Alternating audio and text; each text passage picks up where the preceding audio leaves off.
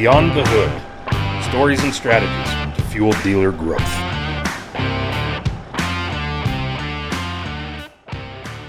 Welcome everyone to another episode of Beyond the Hood with Tractor Zoom. My guest today is John Hoffman of Atlantic and Southern Equipment. The conversation John and I have revolves around what do you do with all of your used equipment here at the end of 2024. John also talks about some bright spots that he had this year, and especially the introduction of the Fendt tractor, growing that market share, but also the double-edged sword that comes along with that and having to take in those higher priced trade-ins. What do you do with those, especially in the market that we're in right now? So without further ado, let's enter the conversation I had with John Hoffman in Beyond the Hood. John Hoffman, welcome to Beyond the Hood with Tractor Zoom. How you doing? I'm doing good, thank you. Good. Well, I'm glad you could join us. And, you're one of the first people that I get to interview in our Used Equipment Manager series. And so, you get to be the one that kind of breaks the ice a little bit to me and tells me how good or maybe not so good this market is doing. But before we get into the details of everything we're going to talk about, do you want to just take a little moment and, give me a bit of background about yourself and your dealership, how long you've been there? Okay. Well, my background started back in Iowa. I'm an Iowa guy, but I've lived in Georgia now for close to 30 years. Went to Iowa State, started to work for Massey Ferguson right out of college, bounced around. That's been 38 years ago. Was with AGCO for 30 years, and then the last 8 years I've been the used equipment manager at Atlantic and Southern. Our headquarters is here in Georgia, but we have dealerships in Alabama, Georgia, one in Tennessee, two in North Carolina. Okay, good spread. And so Iowa State is actually having quite a heyday, so congratulations on that. That I don't know if your sports programs have ever been I watched the this game strong. Saturday. It was wild. It was wild on the good side. I watched the Iowa game, and it was quite the opposite. So congrats to you guys. But also, AGCO is actually having a pretty good heyday, and we've seen a lot of movement out of them and work with their dealerships. And so I think there's probably some exciting things ahead for AGCO, aren't there? There really is. There really is. Some of their most recent products and things are really helping us. They've, on the Massey brand particularly, they've always been strong in the compact and utility brands, not so much in the high horsepower, but now we've got the Fendt brand that's becoming really popular here in North America. It's really taken off for us. And, we focus on the higher horsepower equipment, larger dealers, which it fits right perfect with what we're doing. Okay, good. And on that note right there, do you want to enlighten me and enlighten a little bit of the listeners? What do your farmers look like in your areas? We have farmers in our areas that can be all the way from, we still get those customers that are the compact utility buyers or the landscapers, the homeowners. They work on weekends, piddling here and there. But our traditional customer base has been the higher horsepower. We sell a lot of application equipment, which in our case is the Rogator, Terragator, which has now been renamed the Fendt Rogator. But those customers generally have a lot of acres. You have to be to afford a machine like that. Or we also have a pretty good customer base with the resellers, your large corporate application companies that go out and spray for the farmers, either spread fertilizer or spray, whatever they need for pest control or fertilizer, what have you. So we have to really focus on the larger equipment. We do get into the smaller stuff, but there's just so much competition out there, in brand and out of brand too. So we have it, but it's not really something that we're really good at or focus on. Mm-hmm. Yeah, it's good to stick to your strengths. Now, one of the big reasons why I wanted to call all the used equipment managers together is because we're sitting here in middle of October in 2024, and the whole equipment market is obviously not what it was the last couple of years. It's presenting some challenges, but I wanted to try to get a lot of perspective around what are some of the biggest challenges. And I know it's different across brands and across areas, or at least I think it might be. For you and Atlantic and Southern's area, what are some of the biggest challenges that you're facing right now in 2024? Okay, the biggest challengers for our dealership, or challenges for our dealership, is kind of twofold. It's I wouldn't say it's any revelation that hasn't happened any other time over the last 35, 40 years, but we're in just that cycle where we did have a shortage of inventory. Back in 22, we had a really booming good year on used equipment. Went out and bought a lot of used equipment to resell have something for our salesmen to buy. We got into 23, and the OEMs, again, coming out of COVID, the OEMs started to release some new inventory we'd been waiting on for up to a year. Customers had ordered it. We just couldn't get it. So, we were fixing up used machines. We were buying used machines, selling used machines. It was a really good time for being a used equipment manager. I know that. When the new machines started coming in early 23, these were pre-orders in a lot of cases. So they started coming in. And again, when you buy a $500,000 application machine, you're going to trade in a pretty high dollar trade. So we got a lot of those trades, which were planned. The values on them was, pretty high, pretty good. We had agreed to a lot of the values, in a few months beforehand, before they ever arrived. But what we're facing going into 24 has been those machines that came in 23, there was a bunch of them. And so I consider those, I call them the carryover application machines into 24. But as you know, the market started to go down in used equipment. Could be interest rates, could be pricing. There's just a variety of things that created this, situation that we're in right now where the market has gone down considerably. We carried over a lot of used application machines that were higher value than what they should be right now. Now we're kind of stuck with some overvalued used equipment. And then combine that with the fact in 2024, as I mentioned, the Fendt brand has become quite popular. We are getting looks from large growers that have never looked at us before with the brands that we had, Challenger, Massey, traditional AGCO brands. The Fendt brand has really started to turn heads. We've sold a bunch of them starting a couple of years ago and into this year. Now that's great. We're getting some really good market share, good sales out there. Once again, though, when we're selling a high dollar Fendt tractor, we're taking in a pretty high dollar trade. Right. So a lot of the trades we may have even valued early in the year, which the market hadn't really started the dive it had been in right now. But we basically figured the deal in January. It was September before the tractors showed up, and the market of those used trades is considerably less now than it was then. So we are twofold right now. The challenges we have is the carryover application equipment, and then the newer high horsepower tractors, most of which are off brand.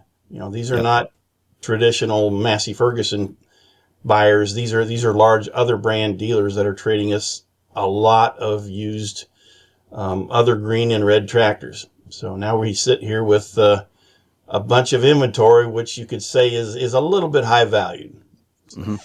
Yeah. I was looking through your used equipment before we actually started this conversation, and I noticed that there was quite a bit of that off-color, higher horsepower type of equipment that's on your guys' used lots. Mm-hmm. Now, so if you had to kind of summarize it, you've got the applicator type of machines, and I think from a previous conversation we had, when you're down there, you're talking as many spreaders or probably more spreaders than you actually have sprayers, right? Yes, that is true, and a lot of those are going to the resellers. Okay. The application, that sell their services for hire to the farmers that can't afford to have one. Mm-hmm. And if you have to look forward, then you've got your applicators and you've got your larger row crop tractors. How long is it going to take you guys to wash out of this, or do you have any kind of crystal ball or estimation? Well, normally guesstimation? We don't have a lot of older inventory. Our focus is nothing over 12 months, which we've been really close for the last few years. Right now, we've got some work to do before the end of the year. We're having to look at different markets. We're certainly having to look at decreased prices, decreased margins, even some losses on some machines just to move them on. The carrying costs are there. They don't get any more valuable when they sit on your lot. Although if the market picks up a little bit later in the year, I guess we are later in the year, but we can always hope.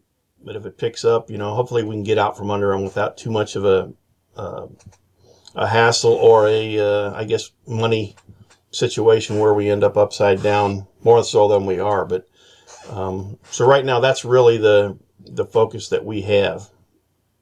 Okay, good. And that kind of, I know I had listed a question talking about the strategies that you're implementing to move inventory before the end of the year. So obviously price is the easiest and quickest lever that you can just toggle a little bit. How do you guys work with your sales staff? From the used side to the sales staff to coordinate strategies? Do you have weekly meetings, or do you have systems that you're kind of pushing, whether it's spiff or top of mind priority pieces of machine? How do you guys do that? Well, we are getting to be a pretty good sized dealership, but the nice thing is we have roughly 10 salesmen. Mm-hmm. And I would say I probably have conversations with every one of them multiple times a day. They take a unit in on trade. They have an incentive to turn that trade within the first 9 months, and make money. Hopefully they made money on the sale of the new equipment, and then they can turn around and make money on the sale of the used equipment. If there's an opportunity before that 9 months to move it out, say I've got another brand dealer or a broker, a wholesaler, or even if I want to send it to auction, then that's my decision. It goes ahead and they get their benefits or hold back that had been held on to, and then that money's released and they're basically free of that trade. If not, if it goes over the end of 9 months, well then obviously there gets to be some penalties for them and their compensation. So we are always working. I'll have the units that we've recently taken in. We price them at what they thought that they would resell for prior to when we took them in on trade. I mean, we keep our salesmen heavily involved in the sale of the trades. I know some people have said, no, the salesman sells new. It's up to the used equipment manager to sell the used. We don't follow that rule at all. The salesman is still tied to that trade. And again, in most cases, when they're going out to get a trade, they got to want that trade. I always turn around and say, you want that trade? Do you have a customer in your area that would want something like that? I mean, if the answer is no, well, then obviously the trade value is going to go down real quick. If there's nothing on their plate, then I'm going to assume it's going to go to auction or something like that. So we do have constant communication with our salesmen. We do have some meetings the first Friday. We call it our first Friday sales call. The first Friday of every month, we have a conference call, a Teams meeting where we all get together and talk about what's going on, what some of the new things are. If we have a new program, this year especially, we've been doing a lot of, repricing equipment. Older equipment I just keep bumping the equipment down. I'm doing a lot of research this year that I've never done before with wholesalers, brokers, auction companies, looking at estimates of resale value, wholesale value, auction value, and then I'll kind of throw it into the sausage grinder and spit out a price that, okay, well, this is what the price is going to have to be, and if that doesn't work in 30 days, I'll do it again.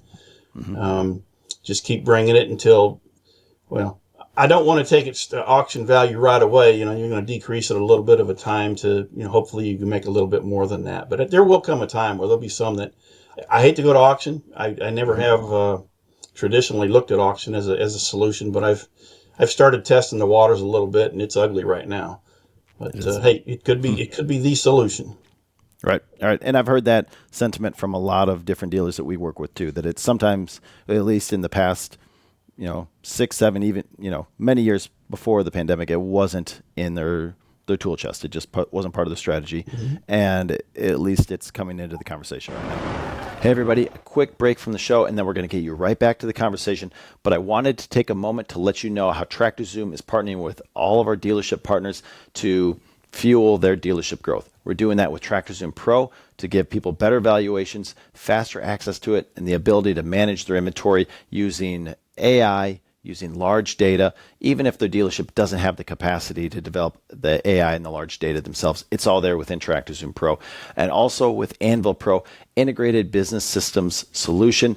You can actually cut costs by integrating solutions, not paying for all these extra one-offs, and keep people in the same solution so you're not constantly switching screens.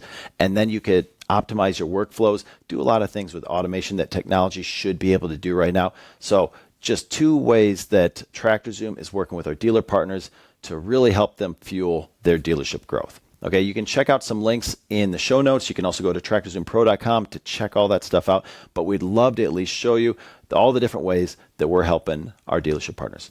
Okay, let's get back to the show. Hope you're enjoying it. Are there any positives? So, and again, there is certainly a positive with you guys expanding market share with that Fendt brand. I think that's exciting, and so that's an obvious positive. That's double-edged sword. So you've got to deal with some of the higher price trade-ins that you've got. Are there any other categories of pieces of equipment or trends that you guys are seeing in your area that are looking up? I think there's always pockets, and again, it kind of depends on the area that the farmers or the growers are in. Tillage equipment, we're doing pretty good in, but again, of course, you need a high horsepower tractor for that too, so they kind of go hand in hand.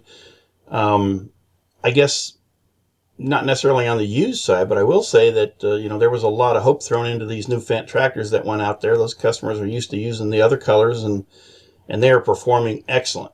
Even better than we had anticipated. But we were certainly hopeful that they would do what they're advertised to do, and they certainly do. We're starting to see, from a positive standpoint, our salesmen have noticed. They've been letting me know that they're starting to get phone calls again. It's been a dead period, a hot, dry summer, we call it, Yep. where they're starting to get phone calls. We're starting to get sales leads coming in through the system again for inventory we have posted online. And it must really be doing something, because they're starting to mention it. Pretty much all summer, it's like, oh man, things are dead, nothing's happening. Well, we had the Sunbelt Expo last week down in Moultrie, Georgia. And not only from our salesmen, but from a lot of the customers, the farmers that came in there that we've known for years and years. And, we figured they'd pretty much just, cry the blues, which is where we all are right now. But they're starting to feel a little more positive, and I'm not sure why. I mean, the interest rates have started to help a little bit. I actually think the manufacturers have started to realize that pricing is a big issue now with used equipment. But again, or not used equipment, with new equipment. They're starting to help a little bit with used equipment. Our AGCO rep came to me last week and said, hey, we've got some new programs in place to help dealers move these trades, which is exciting for us. It's another partner out there. Yep. But like I was saying, the farmers themselves are starting to, at least talk a little bit positive, which again, before you actually do it, you got to start talking about it. You got to think it's coming before it's going to come. So I was really pleased to hear that too. Ah, good. And you guys have a diversity of crops down there that not all areas of the country are blessed with. I mean, it's, granted, you still have some of the corn and the beans and the cotton that aren't doing so hot, but having a diversity diversifies your risk, gives you some upside Right. when other things are down. Well, it helps overall. Plus, it helps, from whether it be early in the year or late in the year, there's always something that's growing. Down in South Georgia, for example, they're growing all through the winter. So there's something happening. And, sweet corn, for example, might be a big one right now. If everybody else's, theirs is already gone. I mean, season's over, but there's still that sort of crops being harvested down in the southern part of the territory, as is cotton and peanuts. Most of the corn is out. The corn crop actually has done pretty well. The prices come back up a little bit. Beans are doing pretty well too. Again, there's some areas that, whether it be the hurricane or any other weather conditions, drought, somewhere somebody's being affected. But again, I think overall, when you piece it all together from our business standpoint, as a group, I think, our customer base is doing pretty well, which will translate into sales for us, I'm pretty sure. Good. That's good. Okay, I've got one more quick question for you before we get into a couple of the more granular questions. But if you had to put a pin on the map, when do you think the whole used equipment market is going to hit bottom before it starts to either bottom out or rebound and come back up a little bit? Man, you talk to so many people and they have their own different ideas. I mean, you got to, at some point, for myself, I'll just say, you know what, this is what I'm feeling. I think we're going to have a little bit of an uptick come the end of this year. As I said, the interest rates have helped a little bit. The manufacturers have slowed way down in shipping new equipment. So I think there'll be a little bit of a need for some equipment at the end of the year. There will be farmers that'll have to spend money or or pay taxes, one of the two. Yep. That's kind of happen every year. So I think we're going to see a little bit of an uptick. I don't think it's going to, be the change. That's not the turning point. I think we're about as close to the bottom as we are going to get. Now, some people say it's still going to go down a little bit into next year. I think if anything, it's just going to kind of hold on where we're at. And then in my mind, I'm thinking toward the end of next year, it's going to start coming back up. We're going to have a lot of adjustments between now and then as far as what we're taking on trades, how much we're allowing for trade values. But like I said, we're not out of the water yet, but I can see it from here. I really can. Good. Well, on that slightly positive note, we had already talked about the changing interest rates of the financing conditions affecting used equipment sales, and so that's good that we're seeing a little bit of the Fed interest rate having some kind of effect, and at least with what's been rumored out there, we might see some more coming yet. And so hopefully that translates into a little bit more of a positive change. So I'm gonna pass on that question that I had planned on the interest rates and financing conditions. Now, I want to ask you about upgrade kits, and from a spraying standpoint, from planting and upgrade kits on planters, do you have to value those very often? And if you do, how do you try to value something that's got aftermarket parts bolted onto it? It's hard on our brands that we don't sell, right? So if it's another color green that they've added a guidance, something guidance related to it or something like that. I will say this, in most cases, and this is, I don't know if everybody has this, but in our case, when they're trading in that tractor, they're pulling it out and moving it right into the new tractor. So we're not having to value the trade. We know it's not coming with it.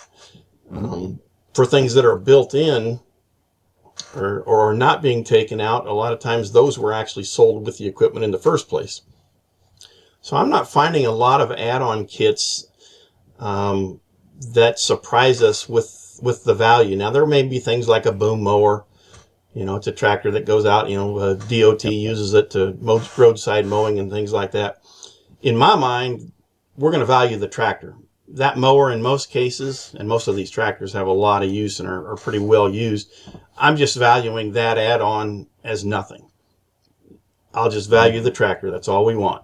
Because if we get it in, chances are we're just going to remove it anyway and sell the tractor as like that. But that's on the way end of the spectrum. That's a huge piece of an add-on. But other add-ons, we don't get into a lot of planters yet. I mean, we're just starting to, so I mean, we'll start facing that more as we go forward. But we don't really have a lot of the add-ons to the equipment we're selling or the equipment we're taking on trade. Oh, that's good, and it's good to hear your perspective and what you're dealing with in the area. The fact that the farmers are removing that if they can, just to reattach it to the other piece of equipment. Okay. Now, we work with a lot of financial institutions here at Tractor Zoom as well as dealers, and there's a lot of talk on both sides of our aisle about leasing versus buying. And we're seeing, at least hearing across the country, that a lot more applications for leases are going up. Are you seeing the same, or do you see that in your area?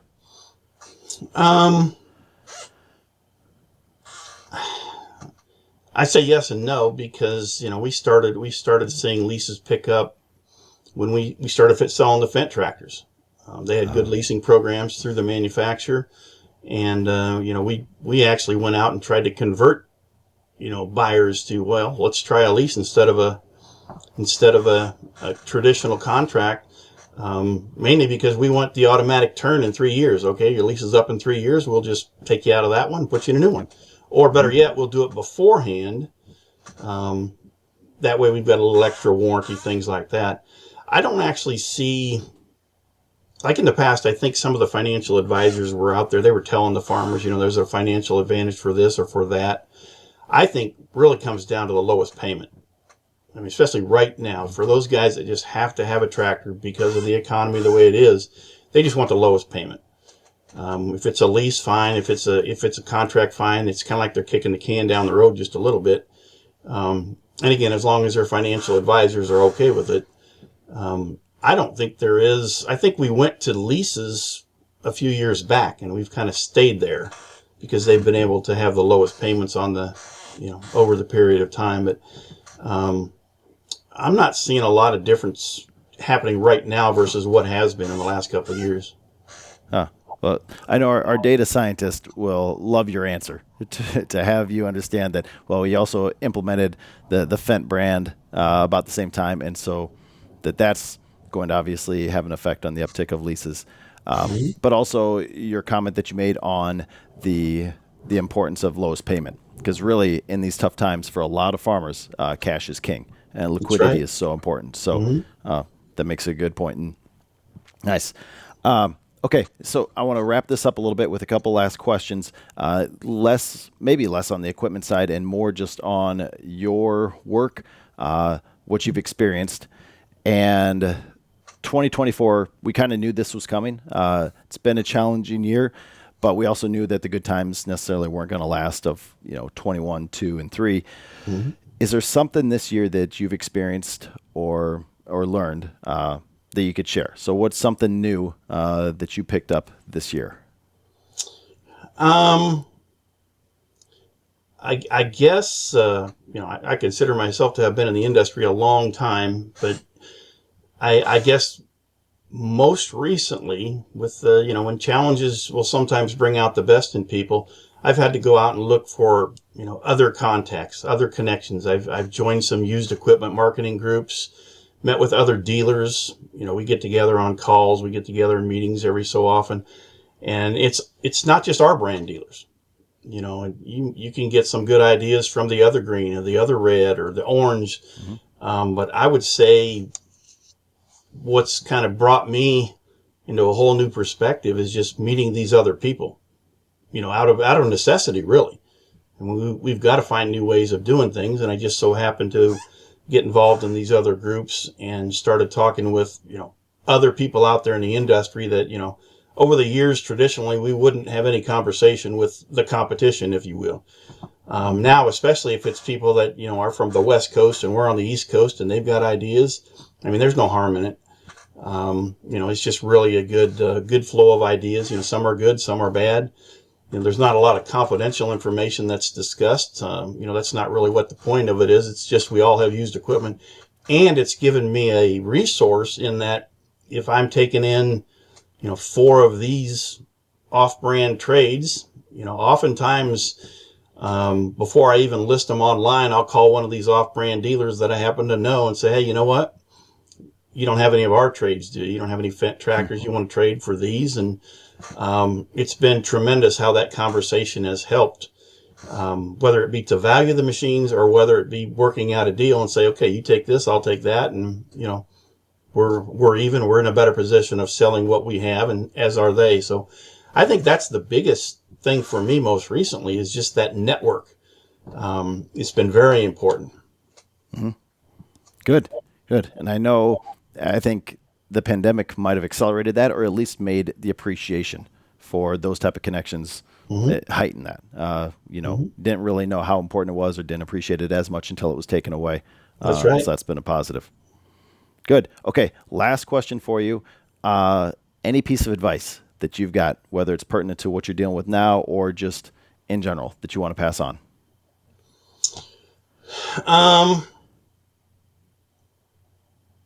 I wouldn't.